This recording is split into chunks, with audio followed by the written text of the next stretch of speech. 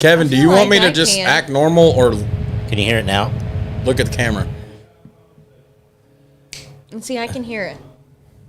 Well, it's because you're sitting here. I can hear it here. It's not the mic. It's just ambient noise.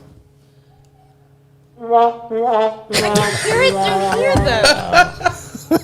though. We'll be fine, I promise. It's fine. It's fine. Everything's fine. All right. Are we ready? All right, here we go. 3, 2.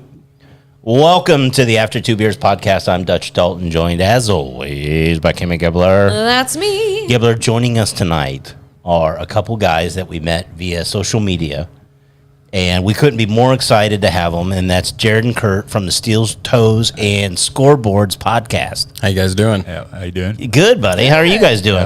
Doing good. Great. Yeah, Thank great. you guys for making the drive. That's Yeah, awesome. about I'm super excited. 3.5 hours from southern Yeah. Indiana, but it was worth it. Well, it's a good thing Kurt doesn't drink. Yeah. Otherwise, we'd have a funny news story to tell next week. Now, we haven't recorded in a while. Part of it was because I had COVID. Part of it was because it's the summer and we just don't get the listens. I fooled Gibbler and AJ this week and Kevin and told them that we were going to record and launch a show, but really I'm just trying to kick the rust off a little bit. And so we're all good to go. I used all my good stuff, man. Yeah, well, it's all right. That's what the beer's for. It's to inspire goodness. And Thank you for that, by the way. yeah, absolutely. And I got a whole cooler sitting right next to me. So when you need more, you just let me know. I want to make sure we thank our buddy Kevin for allowing us to come into E Studios again here in downtown Richmond to record this podcast.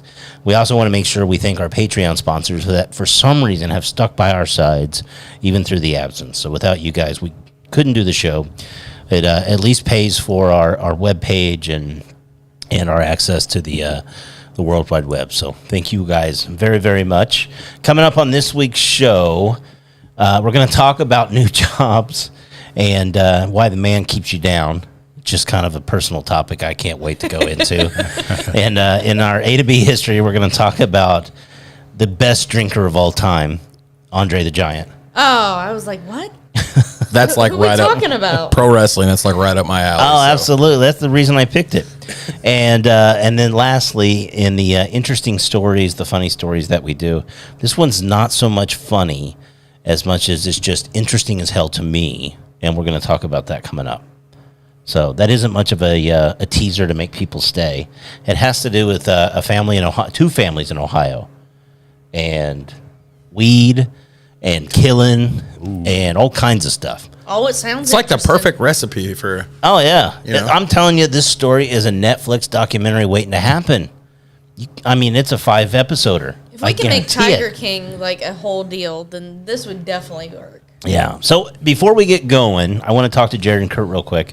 It's Steel Toes and Scoreboards. Steel Toes and Scoreboards. Where can people listen to your podcast? So we are on Spotify. We're on Stitcher, Google Podcasts. We finally got involved with Apple Podcasts. We had an error getting us on there. I put that on me because I'm more of the tech guy. Kurt's not. But you pretty much can find us anywhere you find your podcast.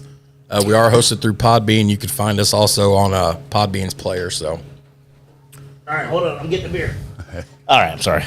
It's all about- We do have a Facebook page, Steel Toes and Scoreboards, and we do have a Twitter handle. I think it's STSB_podcast. So no Instagram. I'm not a big Instagrammer. Yeah. So How old are you? I just turned 35 about a month ago. So that's part of it. Like, I'm the same way. I don't Instagram. Yeah. Yeah. I used to love Facebook. Now it's like a love-hate relationship. Not a big fan. Anyway. There you go. What is your show about? So back when I used to work with Kurt, I work from home a lot more now. When I worked with Kurt, we would just talk all day long on the shop floor about sports, music, crime, like movies. We talk about anything. So our podcast is basically, it's like dominated, I would say, like 80%, 90% by sports and 10% by the other stuff that guys would just talk about on the shop floor. So we did some episodes about like Joe Rogan and DMT. We've done some. We're in the middle this year of a 3-part series on government overreach and fallout from that. I kid you not. We did in February or March, we did Ruby Ridge from 91, which I vaguely remember that. Yeah. We did Waco 93. Holy shit, son. And sometime this year before the end of the year, we're going to roll out OKC 95 because, McVay witnessed both these happen. And that's kind of what made him tick a little bit. Yeah. He was selling stickers at Waco. See, I told you that. Yeah, I told him that. He Crazy. goes, was he really there? I said, oh, he was there. Yeah, he was selling stickers. You know the craziest part about Oklahoma City, I'm sure you guys will get into this, is there's always this rumor that he had help. And so when he dropped off the vehicle, there's been a rumor that another vehicle pulled up and grabbed him and they drove away. Right. That he had help. Right. Right? And they can't confirm it because they had security cameras that they had installed on this building, but they never hooked them up They weren't working yet. because they did. Yep. They were saving the money. They didn't want to hook the cable up, and it's funny because See I how used to that work went. for a cable company. And how messed up is that at a federal building like that? You're going to, Right? like, It's gonna be the last thing we put in. yeah, right? It's Like, dumbass of the week goes to them people. oh, I mean, it's like the people that put the ADT signs in their front yard but don't actually have ADT. That's basically what the government did that day at that building. And it's have you guys ever been to Oklahoma City? No, no, I haven't. never been. They've got a really cool memorial when you go, and but it's also it's really kind of sad. But they've got these little chairs. They got chairs for all the people that passed. Like 165 chairs or whatever. Yeah, and they illuminate at night, but they have the little chairs because of the daycare center that was in there, and it's really well done. And he was executed in Indiana. Yeah, Terre Haute. Terre Haute, lethal Yeah. injection. Yeah, he was in the same prison that Mike Tyson was in. Hey, Oh, that's right. That is true, yeah. Yeah, yeah, that's A to B history. That's what There we we do go. on this show. We also got one more heavy hitter. I want to shout out apparently a mutual friend of ours, Not Your Basic Dad. Yes. He gave me the idea. He goes, "Have you ever heard of Marvin Heemeyer?" And I said, "Oh, you mean Killdozer?" Because I love the Killdozer story. We did an episode on that. Did you? Yeah. I must have missed it when I was checking the catalog on Spotify. You guys did Killdozer already? Well, it was a documentary that we talked about on the show. yeah, I seen the documentary. Oh, on the Netflix. documentary is so good. But yeah, we talked about it on the show, and it's funny. Like sometimes at night when I'm trying to fall asleep, and I lay there and think of the most random shit. I'm thinking if I had a Killdozer, what buildings in Richmond would I take out? But I've got a new one. I was gonna say, I guarantee there's a new one added. Yeah. See, like I'm a big history buff, so when I tell him possible ideas, when I was telling him the story of Killdozer, his eyes were like, "Dude, I kind of want to go buy a dozer now." That's what he said. Oh, you know what? We'll have We almost had a street sweeper there for a little bit. Yeah, this we town, did so. have the. Yeah, but how many people can you run over the street sweeper? But Very anyway, the Slow. Killdozer walking. thing is the fact that he built the thing right next to the place where he went and destroyed Yeah. it. Oh, so good, so good. and then the video is when the I think it was a sheriff deputy that jumped on top of it. Yeah. And then he's like, "What the hell am I going to do now?" He's just on there, and it's like reinforced. Like you're not getting in. Nobody's getting in or out of this thing. This is going to be the longest show ever for us. Cheers. We appreciate you guys having us. We really do. Cheers. Apparently, we have 3 people with ADD, and poor Kurt's sitting over there going, "Man, this is going to suck." You get it. He gets going after a well, while. I mean, I'm just taking it all in. I mean, we're good. Usually, if he's got something else, he's Yeah, really. Yeah, that's what happened to Not Basic Dad. He came in here, and that poor guy, Gibbler and I were on rare form that night, and he just sat there, and he's a good dude, and I appreciate him, and I hope he still listens to the show. He's one of our Patreon sponsors, so thank you very much, Mark. We greatly appreciate your time and listening to the show. All right, now, let's jump into my topic this week before we get into the A to B history and Andre the Giant. And I was talking to AJ about this on the way here. And this is one of the things that I think people of today, 2022, going into 2023, don't realize. And that is the employee has more power today than ever in the history of employment in the world. It's for sure. Definitely. You can go anywhere in this country and there is a help wanted sign everywhere because they need people. And there's this trend that's going around with Gen Z that's called quiet quitting. Have you heard of this? So when even Gen X, I'm a Gen Xer, and even before me, if you get into the baby boomers, we were raised with this attitude that you worked to do the job. And if it took you 10 hours to do the job, you did it. If it took 11 hours to do it, you did it. But now Gen Z has come up with this quiet quitting. And it's not like they all got together and had a meeting. But really what it is they have finally picked their mental health over working for the man. Man. So they work their 8-hour shift, and they work hard. It's not that I'm saying they're shitty at what they do, but at 5 o'clock when it's time to go home, they're done. Drop the mic. They're done. Exactly. And especially as a lot of people are working from home now. And so they've started this process of, I'll give you my time, and that's all I'm going to give you. Because a lot of it had to do, especially during COVID, Exactly. as people there's less and less workers in the workplace, but they're asking the people that are there to do more and more for the same pay. And people are like, screw this shit. I'm not doing this. So this is what quiet quitting is. People are like, screw it. I'm going to give you my 8 hours, and that's what it's going to be. And what is now taking place by employers is called quiet firing. And I read a story about this. I've got some information on it. And Definitely got my attention. oh, yeah, quiet firing? Yeah. So this comes to us from entrepreneur.com. It's a story that just came out actually just yesterday. And I didn't pick that. I read a different story about it. But here's what it basically means. Put simply, quiet firing is when employers intentionally treat you badly so that you will leave your job. It's sort of like someone who wants to break up with you but doesn't have the courage to do it themselves. Examples of quiet firing include going years without a raise or promotion, shifting responsibility towards tasks that require less experience, or a deliberate withdrawal of development and leadership opportunities. So basically, it's this big fight now of people that are like, I'm not going to work hard because you're not giving me opportunities. And they're like, we're not going to give you opportunities because deep down we want you to leave.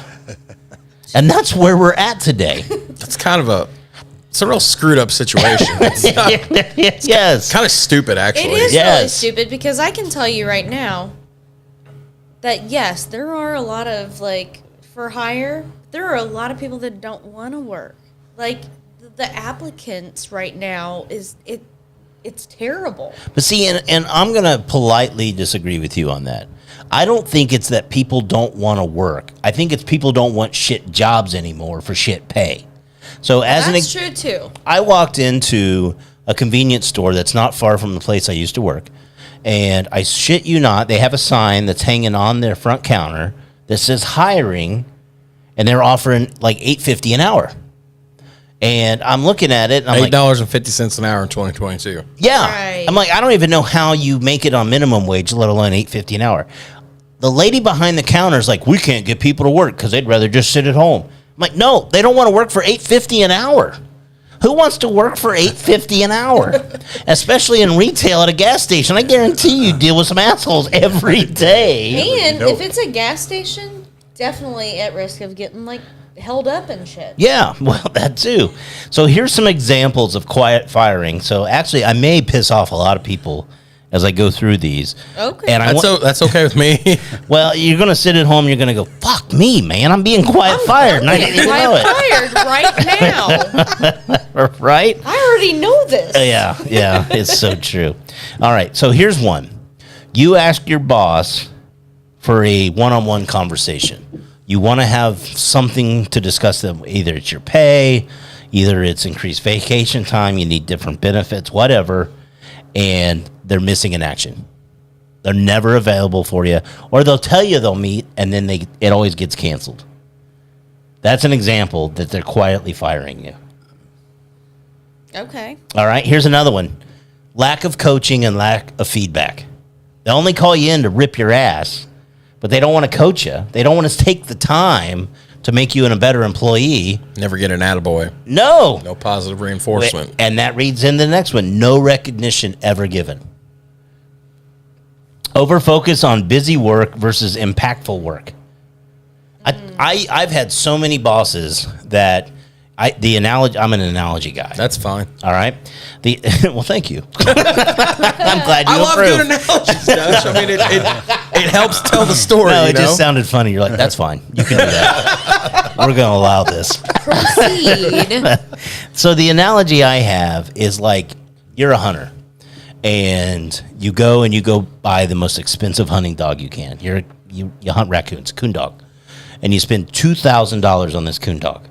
Now you only go hunting maybe every 2 weeks, and you go on the evenings, as you tree these things, but you spend all this fucking money on this dog.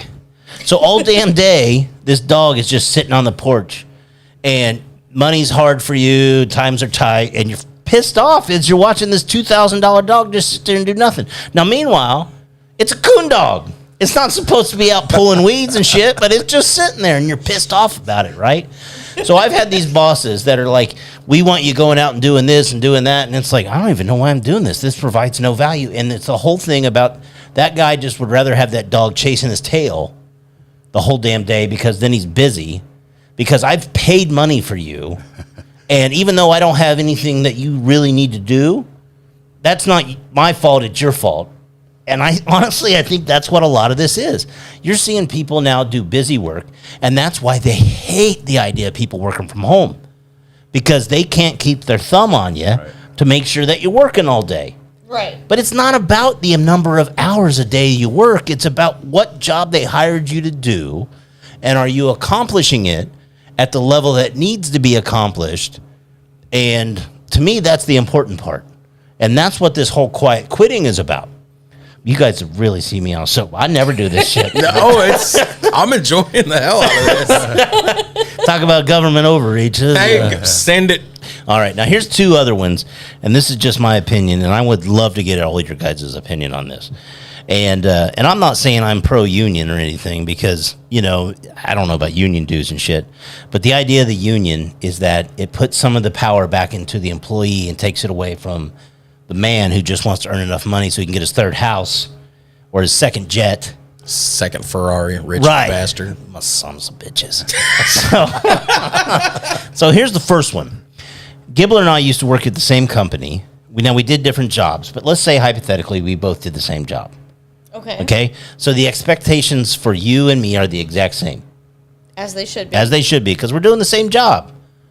Now, let's say hypothetically I made $40,000 more a year than you did. Now, would you be upset by that? Somebody's It would getting piss stabbed. me off. Why would it piss you off? We're doing. We're doing the same job. Oh, exactly, right? So this whole thing, how much money do you make now for your salary? I'm not gonna. Exactly. And that's the man that has taught you that, because here's what they don't want you doing, right? Talking about your income. Right, because the moment you find out what somebody else is making, you got one of two things you can do. You can be pissed off at the coworker, which is not the coworker's It's fault, not the coworker's fault. or you can be pissed off at the man. And they don't want you pissed off at the man. So they taught you that it is bad business to share what your salary is. But meanwhile, I think people should walk in and go, hey, Chris Dalton, senior managing marketing, 110,000 base. Potential 5 to 10 bonus, 3 weeks vacation. Nice to meet you. And it's because it's to their detriment. It's not to the coworkers. No. But that's an example. And so they've convinced people not to know how much money you should have. You shouldn't ask that question. Yeah, you should.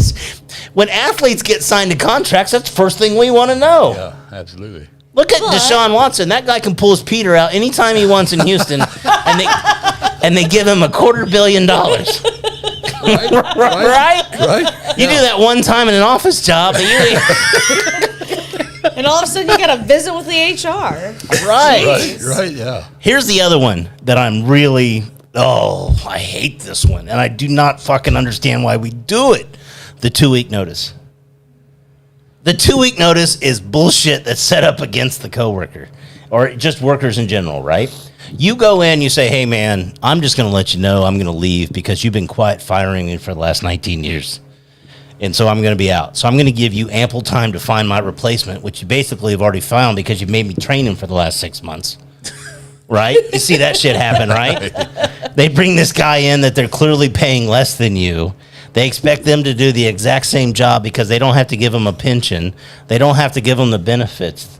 And they haven't increased their pay for the last 19 years. Right, exactly. And so then they want you to put in a 2 weeks notice. They don't give you a 2 weeks notice. They're going to let you go. No, they don't. No, they don't say, hey, man, I'm just going to let you know in about 2 weeks we're going to let you go. So you may want to try to get your shit together, figure out what bills you need to let go of now. No, they just randomly call you in on Thursday after you've been training somebody on Wednesday. They hand you a pamphlet and then get pissy if you act like an asshole. Right? It's such bullshit. Fuck the man. You are The man, that's right. you're like foaming at the mouth over there. Do you want to go ahead and Oh no, go ahead? I'm just taking it all. No, in, oh, you though. don't because I'll open it up. I don't work there anymore. I'll open it up a little bit. Yeah, go ahead. So 4 months ago, I just left this job at this company that I worked at for 2 years. My dad worked at this company I'm 35. My dad spent 33 years there, so I knew everybody there. It's a great company. It's a family run. It's a furniture factory. Du Bois County, Indiana, is full of factories. That's what we do. And Do you just want to name the company? no, I mean, you pretty much just narrowed it down. Might as well give them the address. just kind of paint the corner with the pitches. Don't throw the strike. They can figure it out on their own. Like a bowling thing? Yeah, there you go. All right. But there was a lot of that going on. We would they was one of the lower paying factories in the county, but they had good benefits. They had good help, and they tried, but things got bad. People started leaving, and then all of a sudden, it's why is everybody leaving? Well, then they gave raises to everybody. And you remember how that went? We all got like a 20-cent raise to start out with. Woo! 20 cents. Oh, hang on, it gets back. That started like a mutiny. Well, that And shit then- adds up. After taxes, that's like 7 cents, man. I don't know what your problem is. Then that went what? A couple people didn't sign it. I didn't sign mine. I said, because I had came in January of 2020, so COVID blew up. 2 months later? So I didn't get all my new hire raises because the company froze all. So and I got it. I didn't want to start in trouble because my dad had been there for excellent. I knew 50% of that workforce, so I didn't sign it. You didn't sign it. Nope. A lot of people didn't sign it when they gave us that 20-cent raise, and then they went back to the table. And I guess the owner of the company found out that HR had only offered a 20-cent raise. He was not He happy. called. He was not happy. He called a meeting. We all went to the break room, and he said he kind of laid Ben along. He's like, I'm not here much anymore, but I own this company. He said, effective Monday, everybody gets like $1.50 an hour raise. Nice. It was like the fucking break room exploded. It was like Christmas. Yeah, Exactly. and that started motivating people. Well, then people were still getting tired. They left anyways, and I left. A lot of people left, and now that guy over there is sitting there doing the job of like 5 different people right now Yeah. exactly. for the same amount of money. Quiet firing, bro. yeah, must be. I mean, it is a good I don't want to get you in trouble on Monday with HR, which they're a good place. they'll be Man, all right. Don't worry, they don't listen to this. Yeah, shit. that's why we I don't always think say they're anything on our show. 200 Right. listens, but whatever. Yeah, and the bad part is I was just going to reach out to them to see if they'd sponsor us. Hey, there you go. They can set this office up real nice. I was like, AJ and I are like, man, we need a couch. We need to look at all of the furniture manufacturers. The only time 20 cents an hour makes a difference is if you make 40 cents an hour. Then a 20 cent an hour rate. That was what it literally was, Oh and my God. everybody was talking on the floor after that meeting. They're like, "What in the fuck?" So a lot of people, pardon my language, a lot of people would not sign it. Why'd you look at me? So then What's the signing mean? He did look over at you, didn't he? What was the point of the they, signature? they had That's my Kurt. How did that second go? favorite F word. They had brought. How did that go? They had brought us into the office and said, "This is what you're getting. You're getting a 20-cent raise. This is what you could potentially get when we look at raises again in a year or two." And they wanted you to sign it because they wouldn't change your wage unless you sign it. And I had it was a minimum of 20, maximum of like 50 cents. Shit. I got offered like 37 cents, and I came back and told Kurt, I'm like, I didn't sign it. I'm like, 40-hour a week, that's $12, man. I don't know what the hell your problem is. but then eventually what they did was they took everybody that didn't sign it and they'd put it in anyways, which was fine. yeah. But the owner of the company was like, we're not doing this. Everybody got like $1.50 an hour raise like 2 months later. And Thank you for the extra Big Mac every week. Fuckers. But I mean, Have Sorry you for seen my the price French. of gas? They gave you a $2 or 2 gallon a week raise.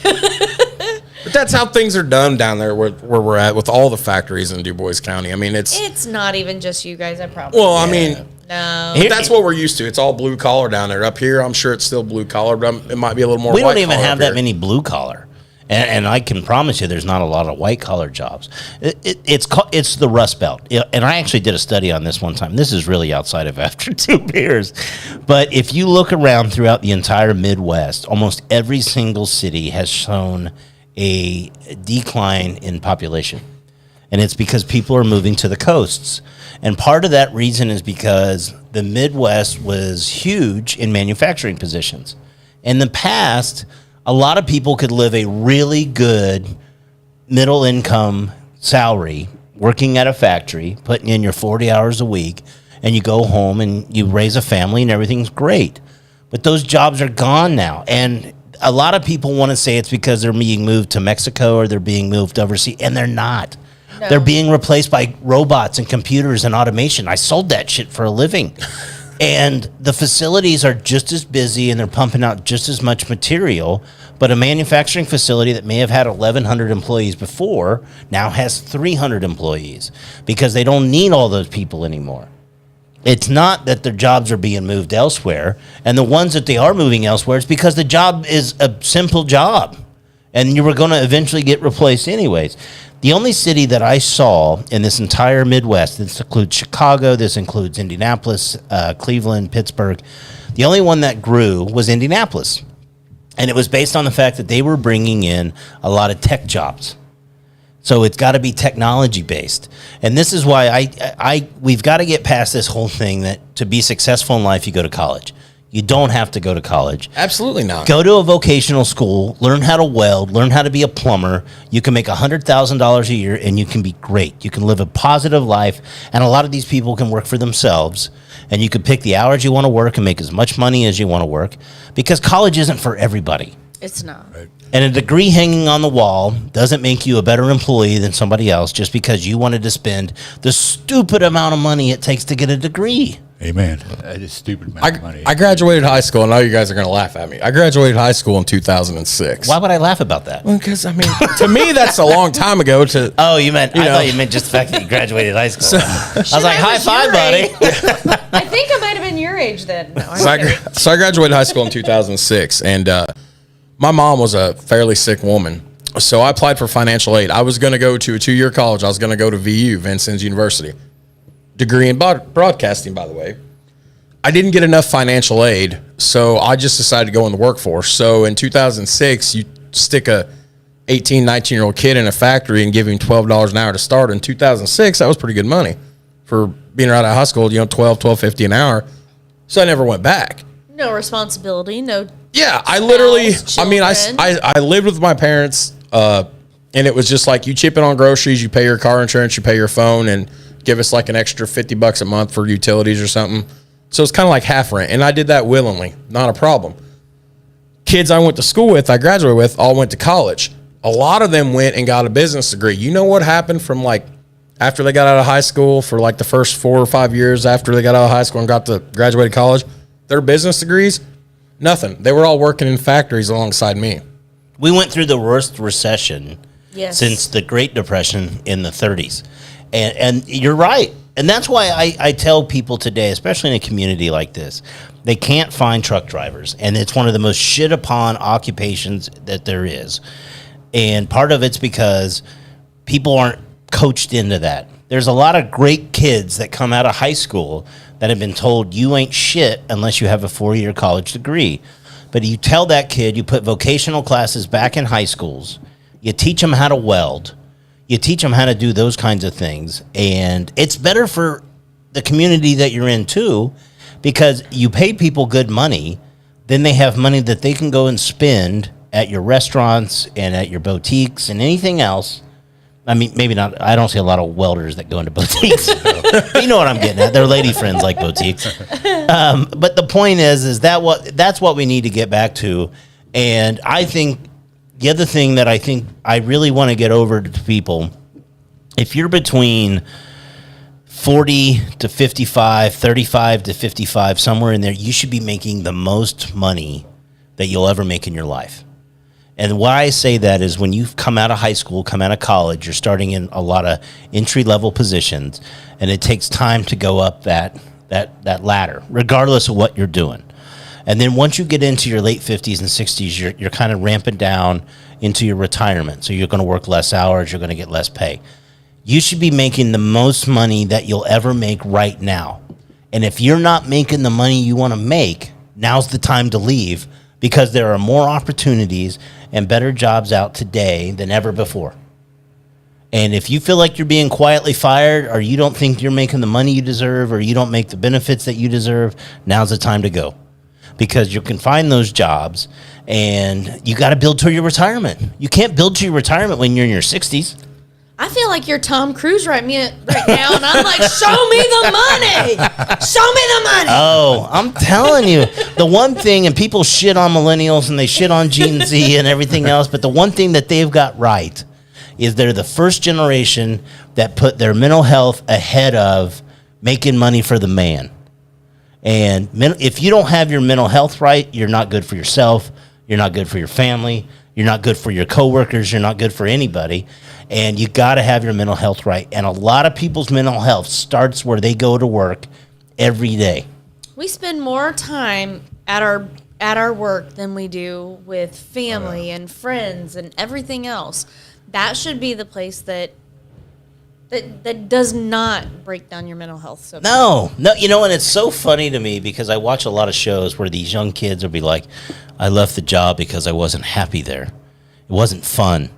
And I'm like, well, none of them are going to be right. super adventurous. No jobs are fun, but you shouldn't come home and feel like an asshole or feel like a turd, or you shouldn't dread going in there before you get in there. If you already hate the day before you even pull in, man, that's a shitty place to work. If you're cussing by 8:30 in the morning, there's a problem. 8:30 in the morning. We were doing it by 6 or 6:30 in the morning. We start at 6. How many times do we pull in the parking lot at 5:30 in the morning and just like, you gonna go in? Fuck no, I'm gonna sit out here a few more minutes. And they wonder why people want to smoke weed.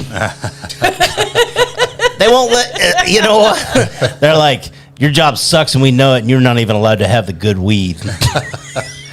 And don't drink either. Like, they don't want you doing anything fun. They just want you putting money into the man's pocket. Man, I feel like Clark Griswold on Christmas Vacation. He's like, holy shit. Holy shit, where's the Tylenol? That's where I'm at right now. But in all seriousness, everything you were saying was true. Like, I'm very fortunate now. The job I have, I work for my best friend now. So Biden, the whole Oh man, here we go. No.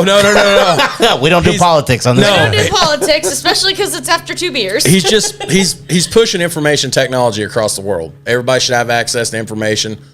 So my best friend works in like fiber optics and telecommunications. So we've got work galore. We're building pole projects and stuff to get internet around fiber to the house, fiber to the home, and everything. I work for him now. I spend half the week working from home. Sometimes I'm out on the road, and this job has allowed me so much more flexibility to do. I've done more things with my kids in the 4 months that I've been working for my best friend than I think I've done in 4 years. And let me ask, are you less of an employee than you were when you were building furniture? Absolutely not. Exactly my point. It's little shit. It's just little things that you can do to make the work-life experience better. And you've got to do those kinds of things because otherwise people are going to burn out. They're not going to want to work hard.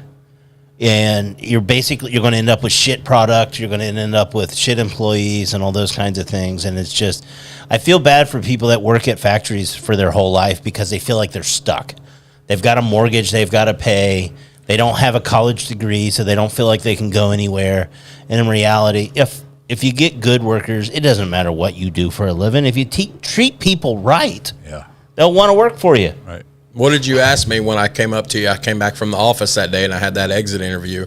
And you looked at me, and you said, "You're leaving, aren't you?" And I said, "Yeah." And what'd you say? You said, "Why?" Yeah. And I said, "I'm burned out, puss. Yeah. I'm just burned out." Your nickname's Puss? That's a reference to moonshiners. Oh, You ever watch yeah. Mark and Moonshiner? Digger. I Mark love and those Digger. guys. Mark and Digger call each other Good puss. So technically, you're Puss in Steel Boots. Yeah, see, We need a rim shot for that. Can we get? Rim shot. I thought you meant Oh something else. my. That's awkward. I'm leaving, guys. You guys should never do video. All right. Well, you know what? I don't even know how long we've been recording, but it's been too long. It looks like a half an hour. This is the greatest night of my life so far. Man, you haven't lived a very good life. I'm just kidding. It's probably been awesome. All right. We're going to take a pause for the cause, which means basically we've been drinking a lot of beers. And Gilbert needs to potty. Right. And Gibbler has a baby bladder. So Kurt needs a cigarette. Yeah. So we're going to take a pause. We're going to come back and we're going to talk about arguably the most recognizable wrestler of all time. Yes. But we're going to dive into the drinking feats of Andre the Giant. Hulk Hogan. Insane. Insane. And then when we come back, after that, we're going to talk about a news story from Ohio that is just going to, I'm telling you, all you need to know is 2 parts of the story includes a mobile home compound and homeschooling and murders. That's all you need. I need a bag of Common popcorn. I'm ready. All right, we're going to take a pause. We'll talk to you a second.